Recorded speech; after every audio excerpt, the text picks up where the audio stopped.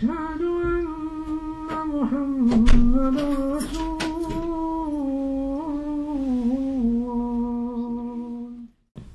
بسم الله والحمد لله والصلاة والسلام على رسول الله صلى الله alayhi wa sallam. Une fois, le prophète alayhi salatu wassalam est monté sur le minbar, sur la chair, et il a évoqué des choses qu'il n'avait pas l'habitude de le faire en face de ses compagnons. Quand il est monté sur la première marche du minbar, de la chair, il dit Amin. Et quand il est monté sur la deuxième marche, il répéta à nouveau Amin. Et quand il est monté sur la troisième marche, de nouveau, il dit Amin. C'était une chose qui n'était pas habituelle, que le prophète alayhi salatu wassalam ne faisait pas auparavant. Et quand le prophète fait une chose, quand il dit une chose, ou quand il a un geste, ou quand il fait une action, ça devient une règle pour nous et ça devient une tradition. Alors que le prophète alayhi salatu wassalam, à la base, quand il montait sur le minbar et il commençait son sermon. Bismillah, wa salatu wassalam, Bismillah, et il commençait son sermon.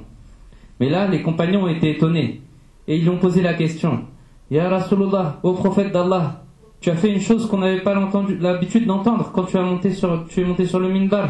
Pourquoi as-tu dit 3 fois Amin?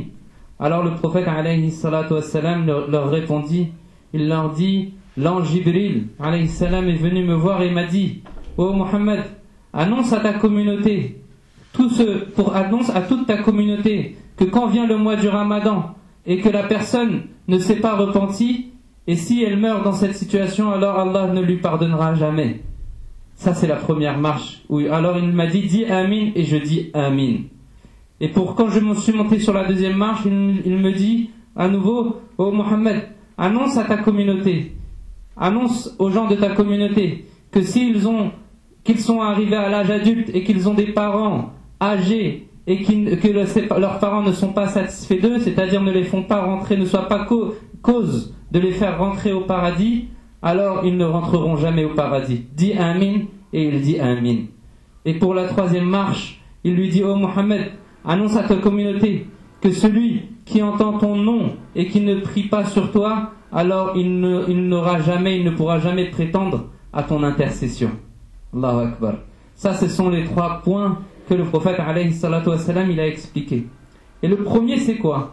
Le prophète Jibril alayhi salatu wassalam lui a dit, ô Muhammad, une personne qui arrive au mois du Ramadan et qui a l'opportunité de se repentir et elle ne le fait pas, elle peut se repentir, elle peut demander pardon à Allah subhanahu wa ta'ala, mais elle ne le fait pas et meurt dans cette situation, alors Allah n'acceptera jamais son repentir. Et il lui a dit, dis Amin, Amin. Le prophète dit, Allahumma accepte. Pourquoi, mes chers frères, mes chères sœurs? Le Ramadan approche et c'est maintenant dans moins que de quelques semaines, c'est l'occasion, masha'Allah, de se rappeler les vertus de ce mois. Le mois du Ramadan, c'est l'occasion d'augmenter sa lecture du Coran, augmenter la lecture des paroles d'Allah, augmenter ses invocations, son dhikr, augmenter aussi, c'est l'occasion aussi de se repentir et de revenir vers Allah. Ça, c'est l'occasion, c'est un mois béni. Le mois du Ramadan, les savants nous expliquent que c'est l'occasion de se recharger. C'est comme l'exemple d'une voiture. La voiture, automatiquement, quand le réservoir est vide, il faut passer à la station d'essence pour pouvoir recharger, remplir le réservoir. Et le Ramadan, c'est la même chose. Le mois du Ramadan, c'est l'occasion de remplir son cœur de foi. C'est l'occasion de remplir son cœur. Et de la même façon, toutes les obligations qu'Allah nous a prescrites, ce sont des occasions pour se recharger et se ressourcer. Ça, c'est pour le croyant. Comme les 5 prières, Allah nous a demandé de faire nos 5 prières par jour. Ça nous permet de nous ressourcer et de nous recharger. J'ai fait ma prière, maintenant ma foi, j'ai assez de foi et mon cœur a assez de lumière jusqu'à la prochaine prière. Subhanallah. Et une fois que j'arrive à la prochaine prière, je me recharge à nouveau. Ça, c'est des recharges, masha'Allah, qui sont espacées dans la journée. Mais il y a aussi une recharge dans la semaine. C'est l'occasion du sermon du vendredi. La prière de l'Jumu'ah, c'est une recharge qui va vous permettre de tenir tout au long de la semaine. Et il y a aussi une recharge qui se fait tous les ans. C'est l'occasion, c'est le mois du Ramadan. Le Ramadan, c'est une recharge qui vous permet, c'est une recharge qui vous permet de tenir toute l'année. Et comme ça, c'est sunnat Allah, c'est la tradition d'Allah. Le pèlerinage, c'est une recharge pour toute sa vie. Quelqu'un qui fait le pèlerinage, ça a un impact dans sa vie. Tout au long de sa vie, il lui reste des traces de ce pèlerinage-là. Et pareil aussi, kalimatul tayyiba, le fait de dire la ilaha illallah Muhammad Rasulullah, ça c'est une recharge dans sa vie, dans sa croyance, dans son unicité divine. Allah subhanahu wa ta'ala nous dit dans le sens du verset, dis, ma prière, mes biens, qul inna salati wa nusuki, ma vie et ma mort appartiennent à Allah. Toutes ces choses-là, mes biens, ma prière, mes biens, ma vie, ma mort appartiennent à Allah subhanahu wa ta'ala. C'est pour cela que le prophète alayhi salatu wassalam, quand arrivait le mois du Ramadan, il disait Allahumma sallimna Ramadan. Oh Allah, permets-nous de vivre jusqu'au mois du Ramadan. Permets-nous de vivre jusqu'au mois du Ramadan. Pourquoi? Parce que le mois du Ramadan, il est plein de vertus, mes chers frères et mes chères sœurs. Le mois du Ramadan, il est composé en 3 parties. La première partie de ce mois, c'est une partie de miséricorde, de rahma. La deuxième partie de ce mois du Ramadan, c'est une occasion de pardon, de maghfira. Allah, il pardonne les gens. Et la troisième partie du Ramadan, c'est une occasion où Allah subhanahu wa ta'ala, il sauve les gens de l'enfer pour les faire rentrer au paradis. Et les meilleurs exemples pour nous, ce sont les compagnons du prophète alayhi salatu wassalam, qui se préparaient bien avant le mois du Ramadan. Ils se préparaient au Ramadan, pas un jour à l'avance, pas un mois à l'avance, mais 6 mois à l'avance, subhanallah. Ils se préparaient 6 mois à l'avance pour réussir leur Ramadan. Allahu Akbar. Aujourd'hui, on a changé malheureusement les versets et les hadiths. On a changé notre attitude pendant le mois du Ramadan. Elle diverge par rapport à l'attitude que les compagnons et que le prophète alayhi salatu wassalam avait. Aujourd'hui, le Ramadan, pour nous, c'est l'occasion de gaspiller, de manger, de chanter, de faire toutes choses qui ne sont pas en concordance avec ce mois, avec le mois du Ramadan. Alors que le Ramadan, en réalité, c'est l'occasion de diminuer dans la nourriture. C'est pas l'occasion d'augmenter sa nourriture. Aujourd'hui, c'est ce qu'on voit, même il y a des statistiques qui disent que pendant le mois du Ramadan, les musulmans, ils mangent plus de viande que tous les Français tout au long de l'année. Imaginez-vous, pendant un mois, les musulmans, ils mangent plus de viande que tous les Français tout au long de l'année. C'est inconcevable, subhanallah. Alors que ce mois, en réalité, c'est le mois du pardon. C'est le mois des actions. C'est le mois même pour reposer son estomac. Subhanallah, pendant 11 mois, on a mangé, on a fait travailler l'estomac. Et là, le Ramadan, c'est là pour le reposer. On n'a pas dit qu'il ne faut pas manger. Il faut se nourrir, mais avec modération. Subhanallah. Mais il faut se concentrer plutôt dans les adorations. Il faut se concentrer plutôt dans la nourriture de l'âme. Ce mois, le mois du Ramadan, il n'est pas fait pour nourrir le corps, mais il est fait pour nourrir l'âme. C'est la meilleure chose. La meilleure chose qu'on peut nourrir, c'est pas le corps. C'est pas de lui donner plein de vitamines. C'est pas de faire de la musculation pour renforcer son corps, machallah. Tout ça, c'est bien. Mais le plus important, c'est de nourrir son âme. Mes chers frères, mes chères sœurs, un poète, il disait que, oh, toi, serviteur du corps, combien de temps tu vas te fatiguer à travailler, à donner de l'importance à ton corps, alors que sa destination, c'est la terre. Il va être réduit en poussière. Et certes, tu es un être humain par ton âme, tu n'es pas un être humain par ton corps. Le corps, il va être retourné à la terre, il va devenir poussière. Mais l'âme, elle va voyager vers Allah, et elle va rendre des comptes à Allah subhanahu wa ta'ala. C'est pour cela que même les mouchriquins, les polythéistes, disaient au prophète alayhi salatu wassalam, en se moquant, Man yuhyil 'idhama wa hiya ramim. Qui va ressusciter les os une fois qu'ils auraient été réduits en poussière? Allah leur dit, Qul, dis, c'est Allah qui va les recréer comme il les a créés de la première fois. Comme Allah il les a créés la première fois, Allah il va les ressusciter à nouveau. Et c'est facile pour Allah subhanahu wa ta'ala. Donc mes chers frères, mes chères sœurs, le mois du Ramadan c'est l'occasion de faire des actions. C'est l'occasion de se préparer à augmenter nos bonnes œuvres.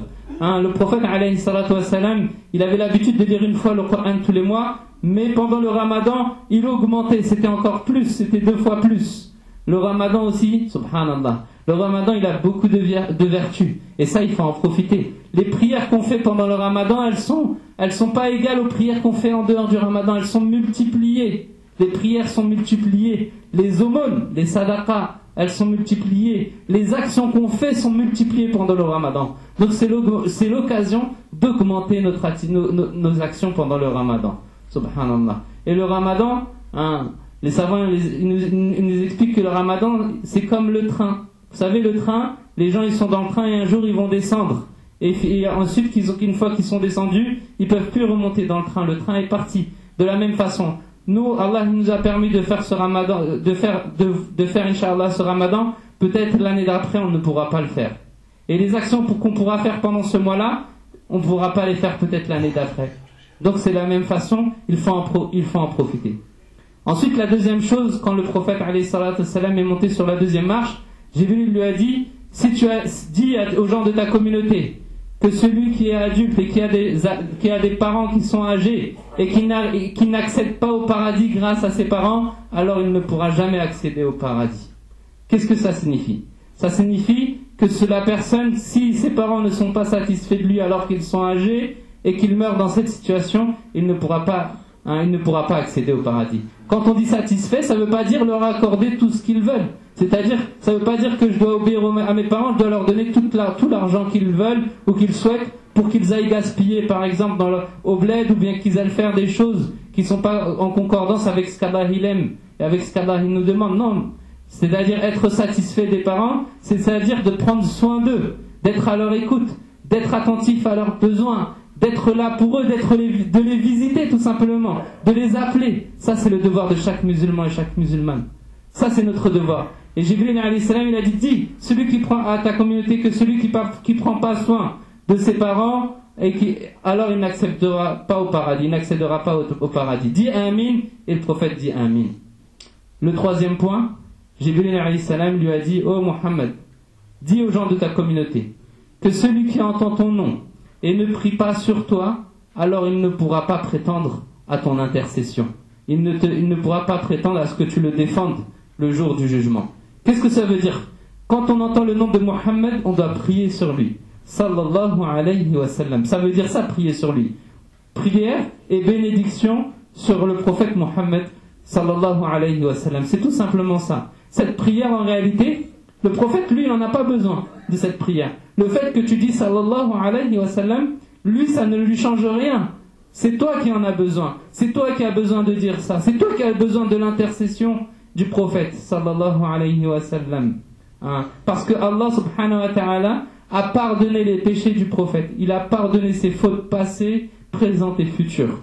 Donc lui, il n'a pas besoin de tes bénédictions. Mais c'est nous qu'on doit augmenter dans cette prière. Donc quand on entend le nom de Mohammed, on ne doit pas hésiter à prier sur lui, dire sallallahu alayhi wa sallam. C'est le dire avec la langue. Certaines personnes, quand ils entendent le nom du prophète, ils mettent la main sur leur poitrine et baissent la tête, en signe d'humilité, ou bien pour prouver, pour dire que l'amour du prophète, elle est dans mon cœur. Mais leur langue ne bouge pas. Ils posent la main sur leur poitrine, mais leur langue ne dit pas sallallahu alayhi wa sallam. Et ça, c'est une erreur. C'est une grande erreur. Parce que quand on aime une personne, alors on l'évoque, on prie sur elle. Si nous on dit qu'on aime le prophète alayhi salatu wassalam, on n'a pas besoin de mettre la main sur la poitrine. Mais le plus important, c'est de le dire avec notre langue, de faire bouger sa langue et dire sallallahu alayhi wa sallam. Donc mes chers frères, mes chères sœurs, voilà les vertus du ramadan qui nous approche. C'est l'occasion de se pardonner et de demander pardon, de revenir à Allah subhanahu wa ta'ala. Et c'est l'occasion qu'Allah il efface toutes nos fautes. Donc c'est pour cela qu'il faut en profiter et augmenter dans nos actions, Inch'Allah. Astaghfirullah.